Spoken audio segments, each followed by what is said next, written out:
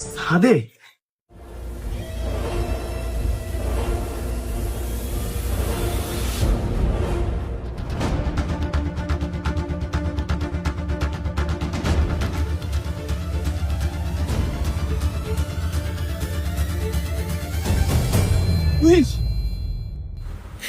হেই, কি করতেছস তুই?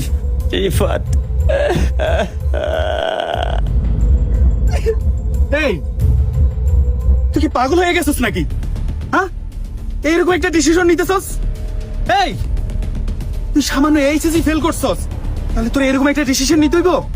এরকম একটা কাজ করতে গেলি পাগল হইছস? হ্যাঁ, আমি পাগল হয়েছি। আমি এই এসএসসি পরীক্ষার জন্য হারি নাই, আমি আসছি এই সমাজের কাছে। কি বাইজিৎ মিয়া, কোথায় যাচ্ছেন? ও কামরুল ভাই, আসসালামু আলাইকুম। ওয়ালাইকুম আসসালাম। কোথায় যাওয়া হচ্ছে? নামাজ পড়তে যাচ্ছিলাম ভাই। আরে বাইজিৎ মিয়া, এই নামাজটা যদি আপনি আগে পড়তেন, তাহলে আপনার যে পোলার রেজাল্টে ফেল করছে ওটার ফেল করতো না।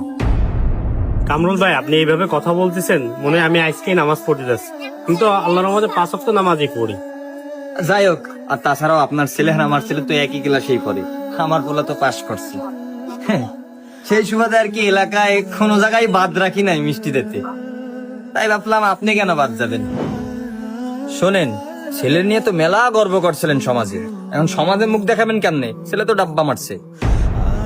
আর আপনার এই বিষয় নিয়ে তার দোকানে ডেইলি সমালোচনা হয়, তাই বলি কি কিছুদিন এলাকায় বেরোয়েন না। আর নামাজ পড়তে যেহেতু যাচ্ছেন, এই রাস্তা দিয়ে যায় না, পিছের রাস্তা দিয়ে যান, আপনার জন্য ভালো হবে। আর এই যে মিষ্টি আছে, হ্যাঁ খায় নেন। আপনার মিষ্টি আপনার কাছে রাখেন, আপনার মিষ্টি আপনি আর আপনার ছেলে মিলে খান। আমার নামাজের সময় আছে, আমি গেলাম। ছেলে করছে ফের, যে আবার পাপ করবে। শোন তুহিন, তোরে একটা কথা বলি, তুই এমন একটা ডিসিশন নিতে গেছস যার কারণে তোর পুরো পরিবার ধ্বংস হয়ে যেত।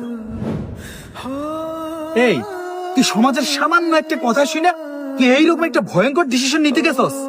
হ্যাঁ শোন তুহিন, এই সমাজ, এই সমাজের কথা ভাইবা অনেক পোলাপান নিজের জীবনকে উৎসর্গ করে দিছে। তুই দেখোস না, আমাদের দেশে যখন এসএসসি এইচএসসি পরীক্ষার রেজাল্ট দেয়, তখন আমাদের কিছু সুশীল সমাজ আছে যারা অনেক সুন্দর দায়িত্ব পালন করে, যারা কাটা গায়ে নুন ছিঁড়ে দেওয়ার জন্য যে ছেলেটা ফেল করছে তার বাড়িতে মিষ্টি নিয়ে যায়। কেন রে ভাই? হ্যাঁ, কেন ওই মুহূর্তে কেন যাইতে হইব আপনার? সবারই দুঃখ কষ্ট আছে, তবে আমি একটা